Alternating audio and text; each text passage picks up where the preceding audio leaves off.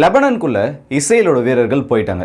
இப்படி போனதுக்கு அப்புறமா ஒரு வாரமாகவே அங்கே ரொம்ப பெரிய பிரச்சனைகள் நடந்துட்டு இருக்கு. இஸ்ரேலோட ஏர் ஸ்ட்ரைக் பெய்ரூட்டை சுற்றி இருக்கக்கூடிய பகுதிகளில் எந்த அளவுக்கு தீவிரமாக நடந்துட்டு இருக்கின்றது நம்ம எல்லாருக்கும் தெரிஞ்ச விஷயம்தான்.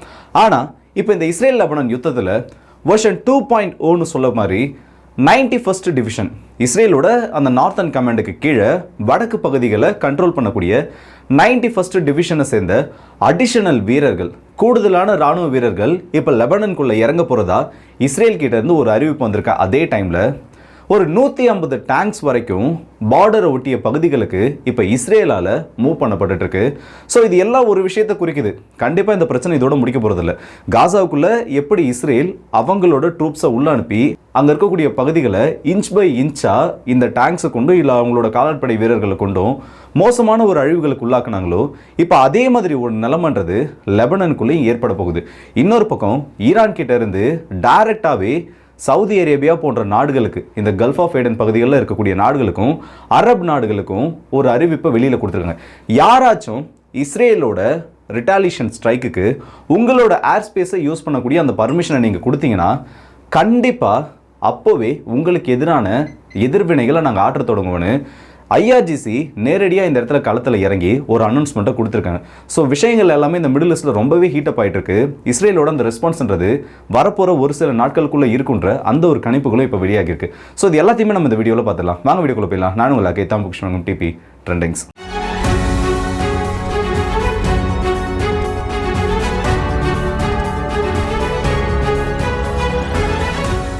மிடில் ஈஸ்டில் நடந்துட்டு இருக்க அந்த பிரச்சனைகளை பார்க்கறதுக்கு முன்னாடி ரஷ்யா உக்ரைனில் ஒரு சில அப்டேட்ஸ் ஆனது வந்திருக்கு. அதை முதல்ல நம்ம பார்த்து முடிச்சலாம்.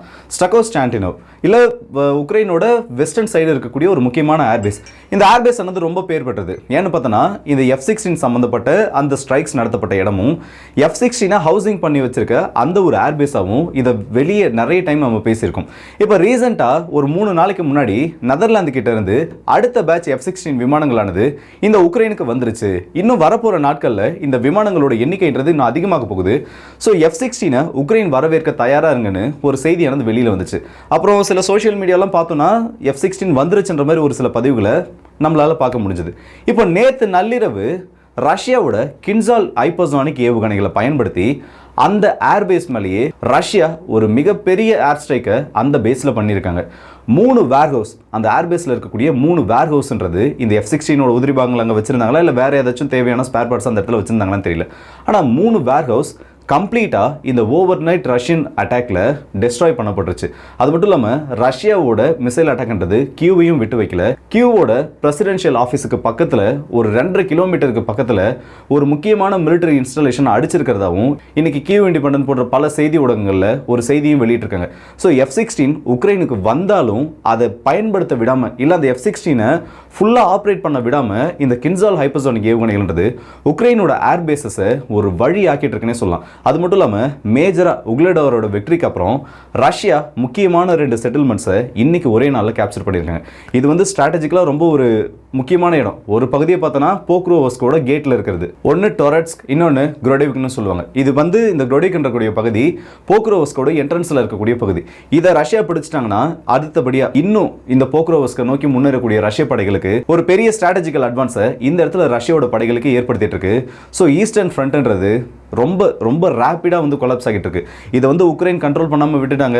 இந்த இடத்துல வந்து நிறைய பேர் கர்ஸ்கோட ஆஃபென்சிவ் இதை பற்றி எதை வேணால் பேசலாம். ஆனால் கர்ஸ்கை பற்றி பாஸ்ட்டாக ஒரு வாரத்தில் என்ன விஷயத்தை நீங்கள் கேள்விப்பட்டிருப்பீங்க, இல்லை எந்த ஒரு பெரிய நியூஸ் நான் உங்ககிட்ட சொல்லியிருப்பேன். அங்கே எதுவுமே மேஜராக நடக்கல. அந்த இடத்துல மேஜராக எந்த ஒரு ஏரியல் அட்டாக் இல்லை எந்த ஒரு ஆர்ட்லரி ஸ்ட்ரைக்கும் பெருசாக நடக்கல. 2 பேருமே ஸ்டேல்மெட் கண்டிஷனில். ரஷ்யாவும் திரும்ப ரீகேப்சர் பண்ணலை, உக்ரைனும் அந்த பகுதிகளை விட்டு முன்னோக்கி போக முடியாமல் 2 பேரும் அந்த இடத்துல தேங்கி நின்றுட்டு இருக்காங்க. இந்த கர்ஸ்கில் அப்படி ஒரு பிரச்சனை போயிட்டு இருக்கப்போ ஈஸ்டர்ன் ஃப்ரண்ட்ன்றது ரொம்ப வேகமாக கொலாப்ஸ் ஆக ஆரம்பிச்சிருக்கு. இது உக்ரைனுக்கு கண்டிப்பாக ஒரு நல்ல விஷயம் கிடையாது. ஆனால் இதே டைமில் திரும்பவும் ரஷ்யாவோட நிலைகள் மேலே இந்த ஈஸ்டர்ன் ஃப்ரண்ட்டில் உக்ரைன் அவங்களோட ஏரியல் அட்டாக்ஸை தீவிரப்படுத்தியிருக்காங்க. ஆனால் இந்த அளவுக்கு ஏரியல் அட்டாக்ஸை உக்ரைன் பண்ணாலும் ரஷ்யாவோட அந்த முன்னோக்கி நகரக்கூடிய அந்த ஒரு மூவ்மெண்ட்டை உக்ரைனால் ஸ்டாப் பண்ண முடியல. இது இப்போதைக்கு ரஷ்யா உக்ரைன் பக்கத்தில் நடந்துட்டு இருக்கு. அப்படியே மிடில் ஈஸ்ட் பக்கம் வந்தோன்னா இந்த லெபனானுக்கும் இஸ்ரேலுக்கும் நடுவில் ஏற்பட்டிருக்க இந்த ஒரு யுத்தமானது கண்டிப்பாக வரலாறுகளில் ஒரு முக்கியமான இடத்தை பெறும். இவ்வளவு நாள் நடந்த பிரச்சனைகள், இதுக்கு முன்னாடி அரப் இஸ்ரேல் வாரா இருக்கட்டும், அந்த மாதிரி ஒரு சம்பவத்தை நம்ம திரும்பவும் இந்த இடத்துல எதிர்பார்க்கறதுக்கான அந்த பாசிபிலிட்டிஸ் வந்து நிறைய இருக்குது. இதில் யார் ஜெயிப்பாங்க யார் தோப்பாங்க அதெல்லாம் செகண்டரியான விஷயம். ஆனால் இந்த இடத்துல ஏற்படக்கூடிய அந்த டிஸ்ட்ரக்ஷன் ரேட்ன்றது கண்டிப்பாக வரலாறுகளில் மோசமான ஒரு பதிவை ஏற்படுத்த போகுது. காசாக்குள்ளே நடந்த மாதிரி ஒரு சம்பவம் இந்த லெபனான்லேயும் நடக்கிறதுக்கான எல்லா பாசிபிலிட்டிஸும் இப்போ அதிகமாகிட்டு இருக்கு.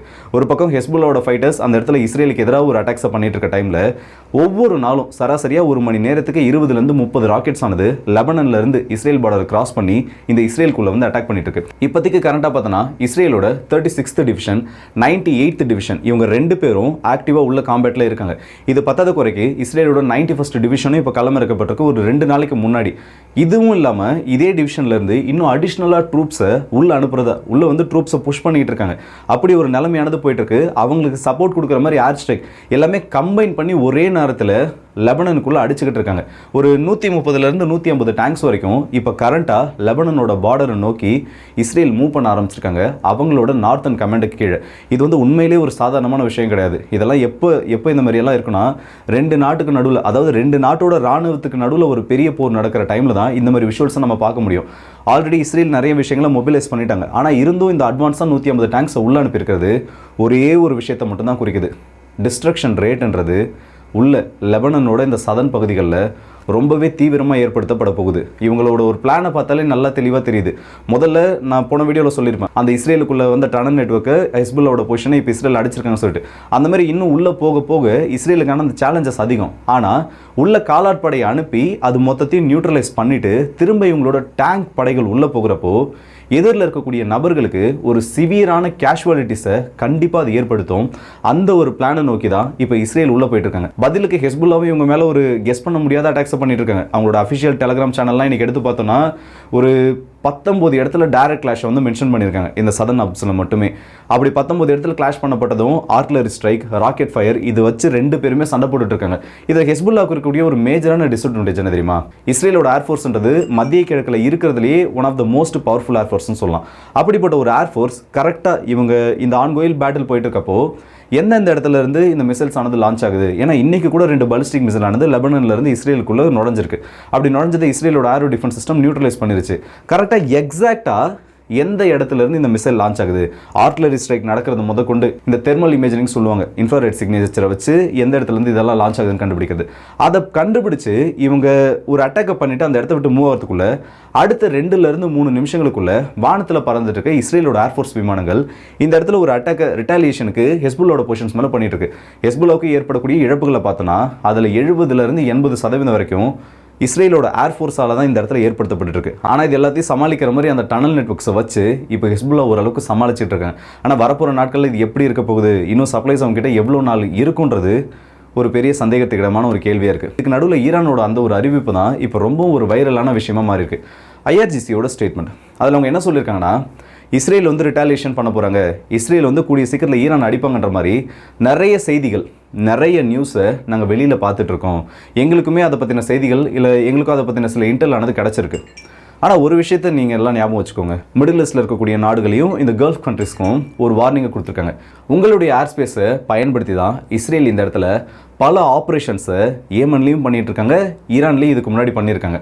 ஆனால் இந்த டைம் அப்படி உங்களோட ஏர் ஸ்பேஸை நீங்கள் பயன்படுத்துறதுக்கு விட்டீங்க, இல்லை உங்களோட ஏர் ஸ்பேஸை இஸ்ரேல் யூஸ் பண்ணுறதுக்காக நீங்கள் கொடுத்தீங்கன்னா சிவியர் ரெஸ்பான்ஸ்ன்றது எங்ககிட்ட இருந்து டைரெக்டாக வரும். இவ்வளோ நாள் நாங்கள் வந்து உங்களை வார்னிங்கோட விட்டுட்டோம், ஆனால் இந்த டைம் அப்படி நினைக்காதீங்க. இன்கேஸ் எங்களோட ஆயில் ரெஃபைனரிஸ்க்கோ இல்லை நியூக்ளியர் ஃபெசிலிட்டிக்கோ இஸ்ரேல் உங்களோட ஏர் ஸ்பேஸை பயன்படுத்தி எங்களோட இடத்த அடித்தாங்கன்னா கண்டிப்பாக அதுக்கான ரெஸ்பான்ஸ்ன்றது சிவியராக இருக்குன்னு ஒரு வார்னிங் இந்த இடத்துல கொடுத்துருக்காங்க.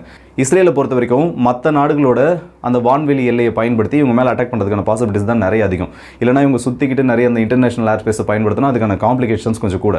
ஆனால் இந்த இடத்துல இஸ்ரேலுக்கு இருக்கக்கூடிய ஒரு மேஜரான ட்ரம்ப் கார்டு என்ன தெரியுமா? சிரியா தான்.